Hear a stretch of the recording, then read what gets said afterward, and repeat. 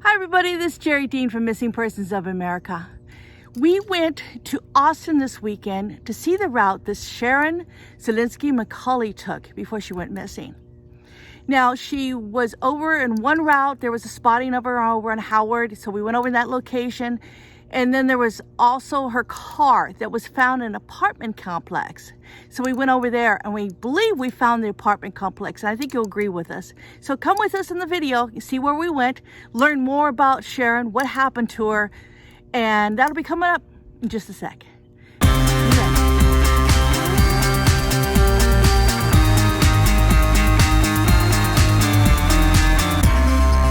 Sharon Levinski McCully, she went by Sarah, was 25 years old when she was last seen.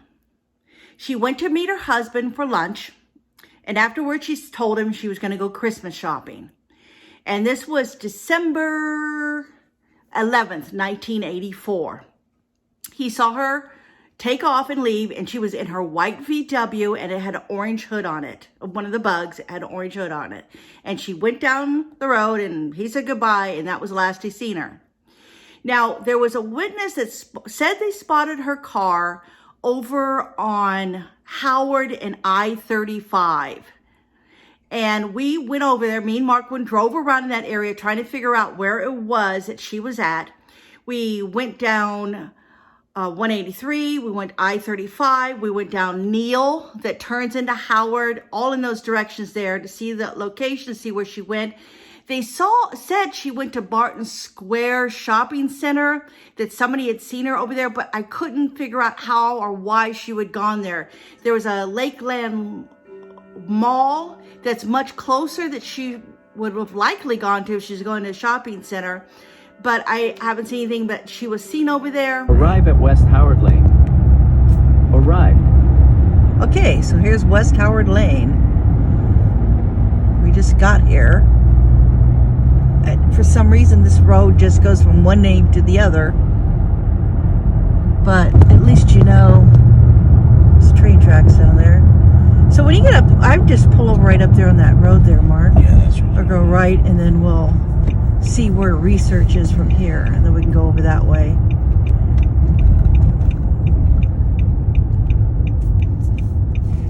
This is McNeil. So we're traveling on Howard. We're just gonna go up here and pull over so we can get the directions together for the next route. So after we did all that kind of location and looking around, we went over to the 8600 Research Boulevard. Now, her car was said to have been seen there. Someone at the apartment complex said they had seen her with a man there, and they'd seen them together, and she got out of the car with a man and walked towards the apartment stairs. Now, this woman was the only one who saw her, and there really wasn't much more on that. There was no other person that substantiated what she saw, but the car was found there. So I'm leaning to believe that she actually saw her get out of the car. I'm believing that that's probably where she ended up at. She said she was going shopping, and she ended up at the apartment complex. Now, was the man forcing her there? Did the man drive? I don't know. There's so much, since it was like 35 years ago, there's a lot of information that's not there. I have a lot of questions, but not too many people know the answer to it, or I haven't been able to find the answer. Now, I don't know if her car was driven there by her, or if somebody took her car and drove her to 8600. Well, we're taking this route, and we've decided we're going to take the 183 over to Research Boulevard. As assuming, and I'm not, like I said, we don't even know if she did this, because her car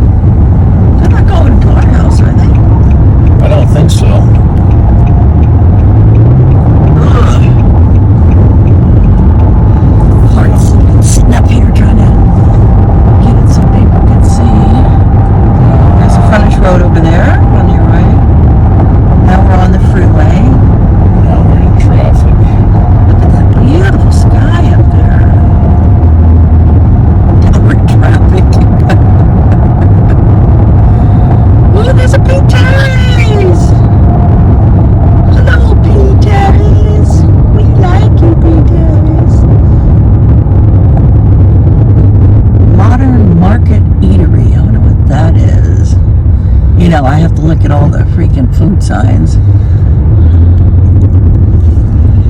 Have to make sure if there's not one we didn't miss. Jerrie might have missed. Oh, catfish parlor. Catfish parlor. Anybody who likes catfish, that's where they would go. Looks like they have a woman that fishes for you. And they cooks it up. Judging by that picture on the side of the building. Alright, so traffic's going like this. It might be a couple, 3, 4, 5, 6, 10 minutes. Yeah, we were rolling and then this. I don't know why. I feel like I'm in LA. Middle of the dang day, there's a traffic jam. On Saturday. Not as bad as LA. Remember LA, you'd actually stop on the freeway for a while. I always wondered what the heck they were doing up there at the front of the line. What are they doing? Getting out there doing a dance and getting back in their car again? What's the hold up? Never did know. Never did. Breaker Lane. Oh yeah, I remember Breaker Lane. I used to get off on Breaker Lane. That was like only 2-3 exits before Research. I believe so, yeah. You have to go on the other side. Once we get on the other side of one Mopac, then you jump on Research Boulevard, and it's just right down the road. But just trying to get onto all this traffic here. I don't know. I'm not sure how long it's going to take us to get there. Such a thing as post edit.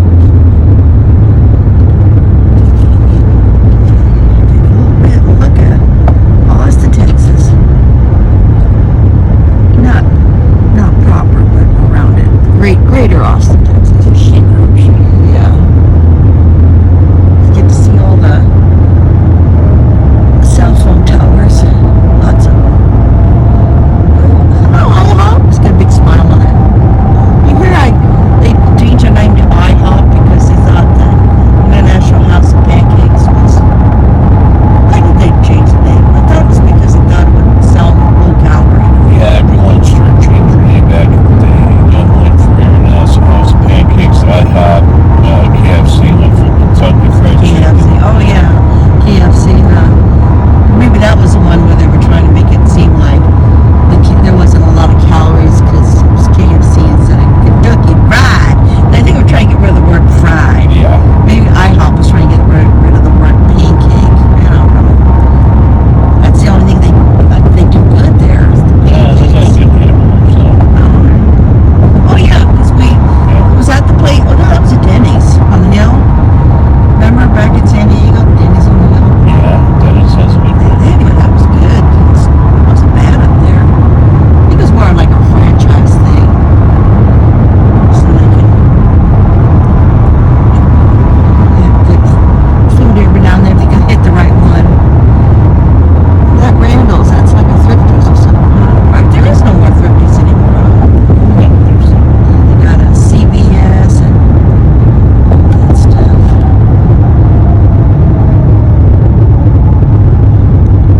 Now they're trying, where are these people going? I tell you, they're all going to our house. We're going to be there, there'll be a parking lot in front. What are you guys doing here? I heard you. Everyone's trying to get on Mopac. What, there's events tonight or something? Oh, there's Sawgrass. I don't know. I know South by Southwest hasn't started yet, so. Oh, yeah. Where did you see those tickets were? $500. Ugh. Is that VIP? That's just for 2 weeks, huh? Yeah, PP. You'll watch all the bands for the 2 weeks if you want. Costs $500. You don't work? No, I don't work. It's just clear. That would be cheaper than a hotel. You get yourself a sleeping bag, you roll it out, and just stay there for 2 weeks. Yeah, there's a Why lot not? of cops do anything. Oh, there's Research Boulevard. You just missed it. No, that's South Research Blvd. Don't worry, I got it covered. Kind of. Grand opening Golf Galaxy. There's that many golfers, huh? And it's a galaxy of golfers. Look at that Jeep, Mercedes Jeep. Yeah, Mercedes. Look at that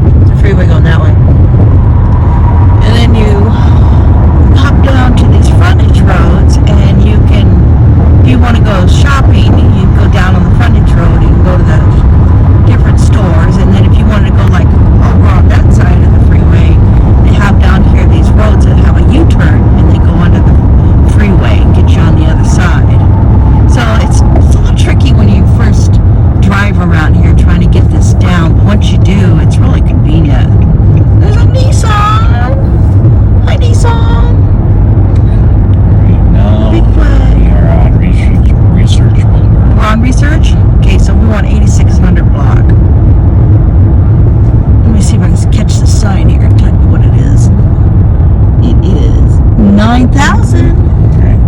Oh, there's the Highland Lanes and the Lebowski's Grill. Big Lebowski. There's a big shopping center there. So it might be this next block up here, Mark. That's what I'm thinking. So we're looking for an Apartment complex, yeah. It could be on the other side of the road, too. I don't think so. See, there's where you'd make a U-turn there and go down that road. No, it's nasty. What's... It's just all the traffic here. Let me see if I can check for 9012. We're going the wrong way, so we're gonna try and go back as soon as you can hit a U-turn. We are going the wrong way. Oh no, it says 8990, 8950. Never mind. I'm not gonna listen to your directions somewhere. Well, I saw you heard me. That's 8940. Yeah, we want 86. 86. All right.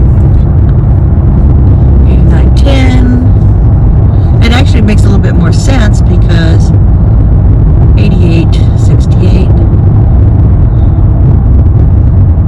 Northgate Storage. Exit now and dance. Uptown Dance. The Real Estate Business School. Nobody there. So it's gotta be right here somewhere. Yeah, I'm gonna find it. I think that when I was looking on the map, we were on the 8700 block. We're almost there, gang. Here is a shopping center with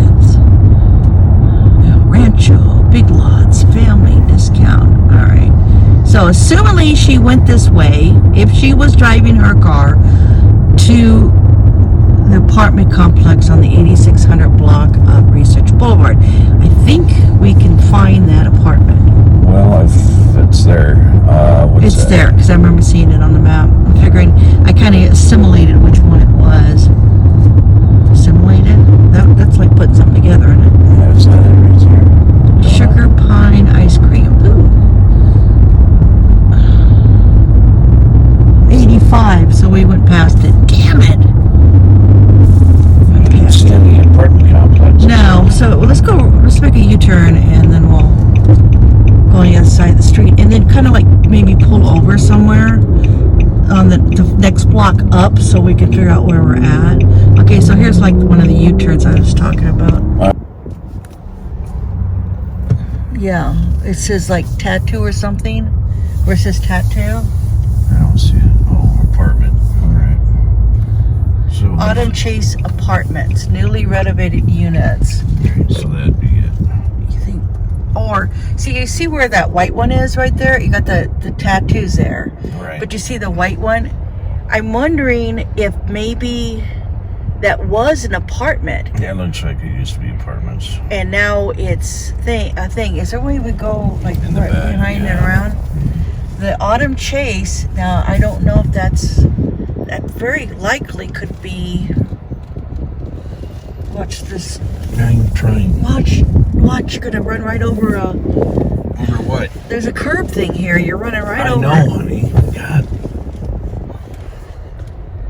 I got really close to that. I know. I'm trying to drive and not hit somebody right now. So So I go down here where old boy's going. let's go here first, and then. Or are you gonna go? I can get out. You can just pull over somewhere. Right, pull over. I'm thinking that this might be Research. Can you look up Autumn Chase Apartments and see if they give a Research Boulevard address?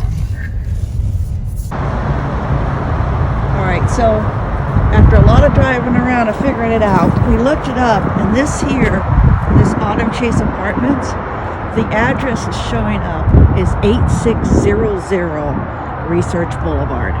So this has got to be it. Wow, that was a mystery in itself. So you can see there's parking here. I'll give the name here. Autumn Chase Apartments. And I'm looking like this is part of it too. And then you got, that's that shopping center we just went by earlier.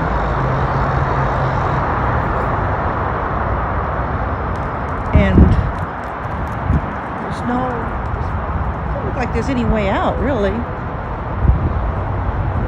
That in there.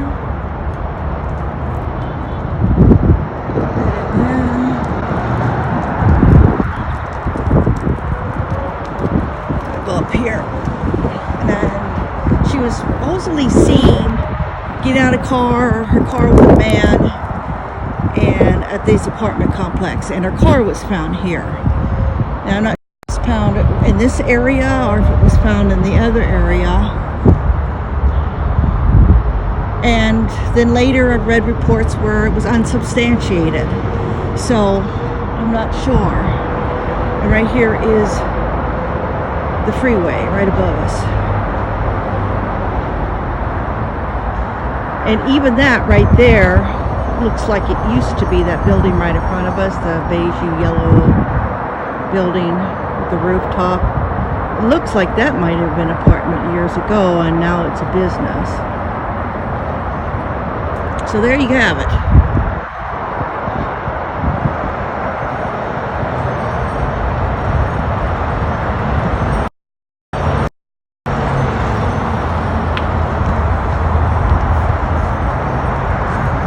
If you were to go out of here, it's a dead end up there.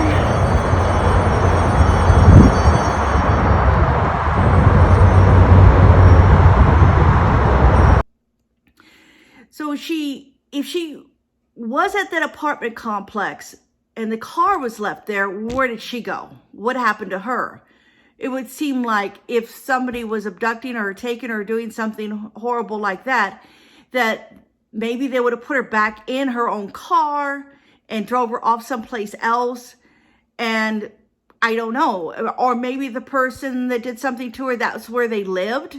And if it was, I don't know, have any kind of information that the police went to the apartment complex and knocked on the doors. So me and Mark went over to Research Boulevard, and you could see us going back and forth by this shopping center. It's a little small local shopping center. And we're going back and forth there on the frontage road, trying to find the apartment complex. And we couldn't see it, but I knew there was something there. I knew there had to be something there. And I also saw something on the map. So it had to be something there. And as we kind of guessed where the 8600 was, and we didn't even have exact address, but it was 8600. We drove into this parking area about where it should be. And then lo and behold, we see these apartments right behind these businesses. And then we also saw a business that actually looked like it may have been an apartment years ago and was turned into a business, office building kind of a thing. So we parked there. I got out of the car and I walked over there, and you'll see the apartments there, and they're behind all that. You'll see when I turn around, I just get a scope. And then when I turn around, you can see the freeway running above us up there, because we're down on the frontage road. Now that's where her car was. I don't know if her car was on the side of the building. I don't know if the car was in front of the apartment complex as you walk up the stairs.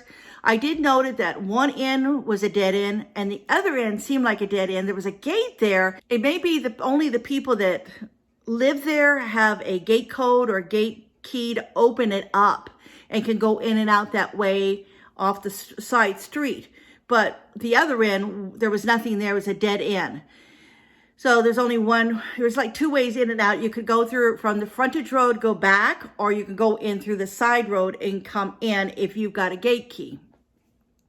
So we don't know how she came in. We don't know if the person she was with was driving her car or if she was driving her own car. We don't have that information. There's so much that's just not out there.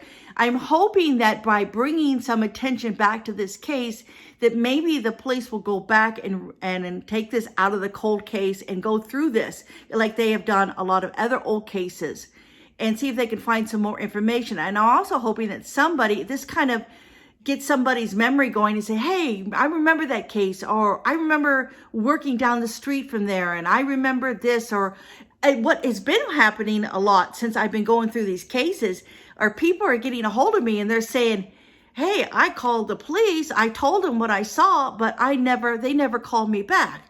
Now I'm wondering if that might be one of these situations here, that maybe somebody did see something. Maybe even the woman that saw her get out of the car with the man at the apartment complex might contact me and give me more information about the case. And maybe that will get the case opened again. So now I want to mention that there were sightings of the car on Bee Cave Road. Now, Bee Cave Road is quite a ways from Research, and it's a ways from the, what was it, Howard, that she was last seen on.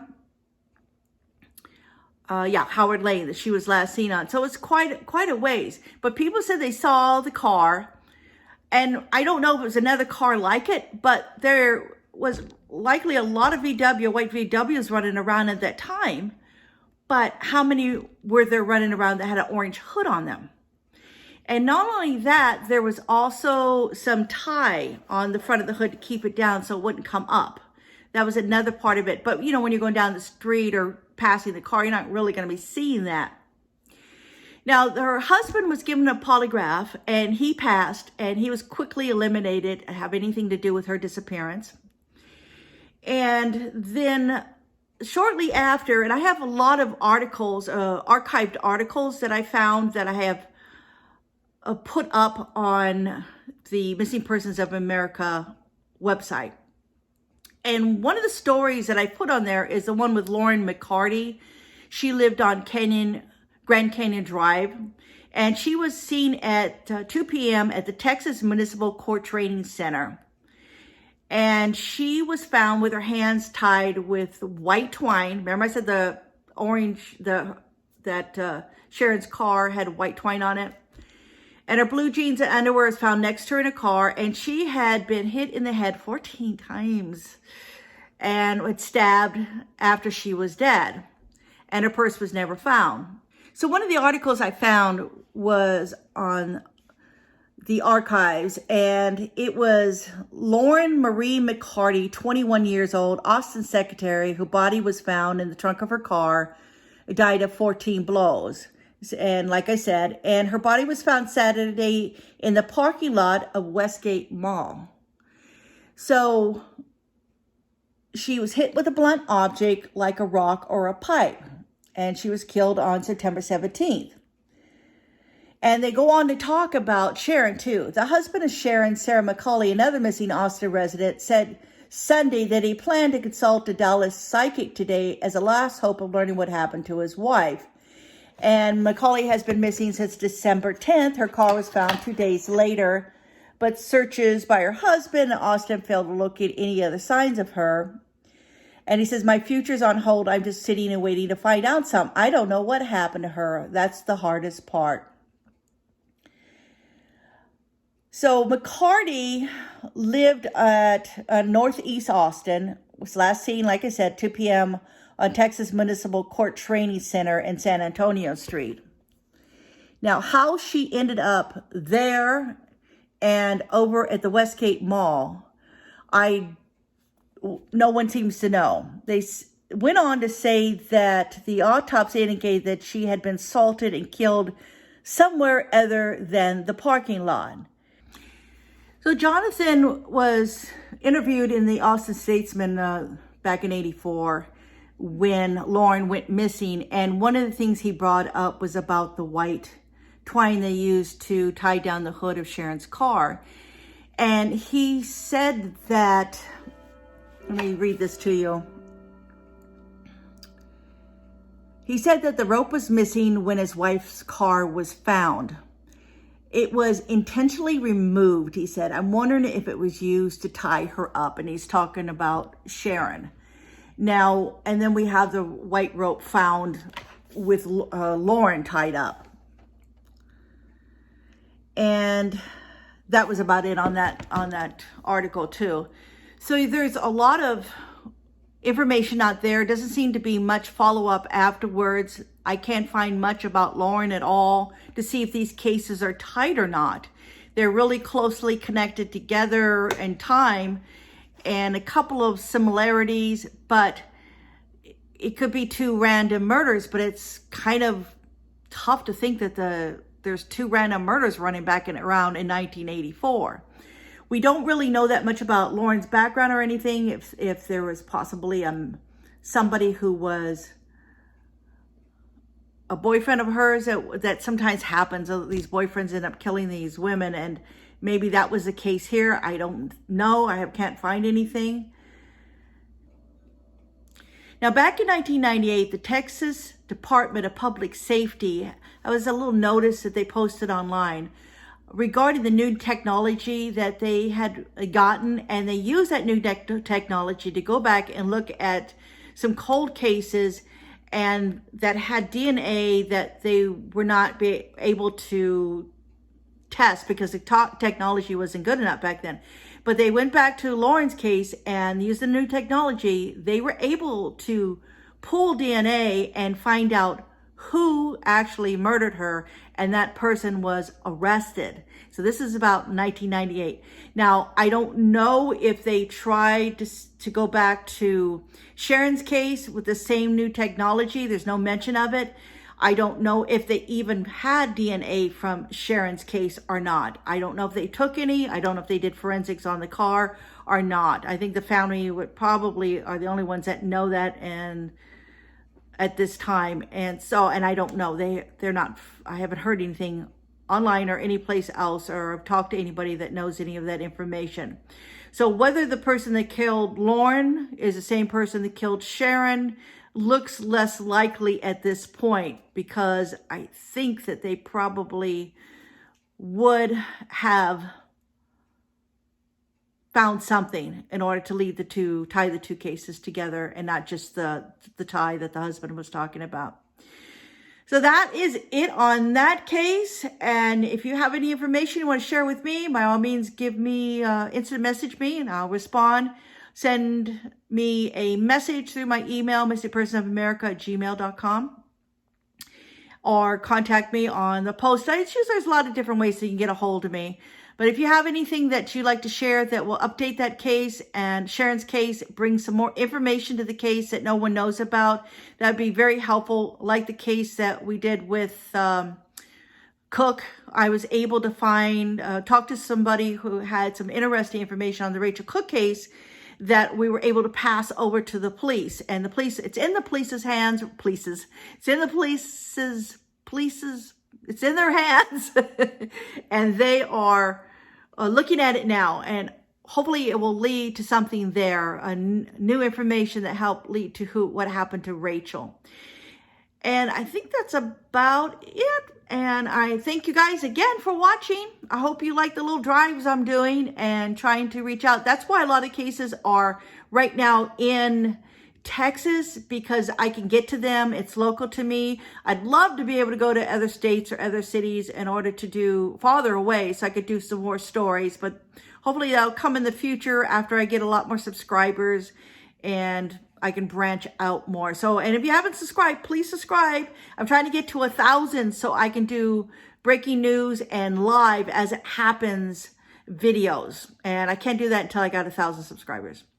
All right. So thanks a lot, you guys. See you next time. Jerrie does a pretty good job. She gets a general location, and then we usually, our arguments about location finding is pretty interesting, because myself, I usually find the dead-end street that no one wants. And then we usually drive, when she gives me directions, we usually pass it 2 or 3 times. So, yeah, just give us a little heads up. Tell us what you want, what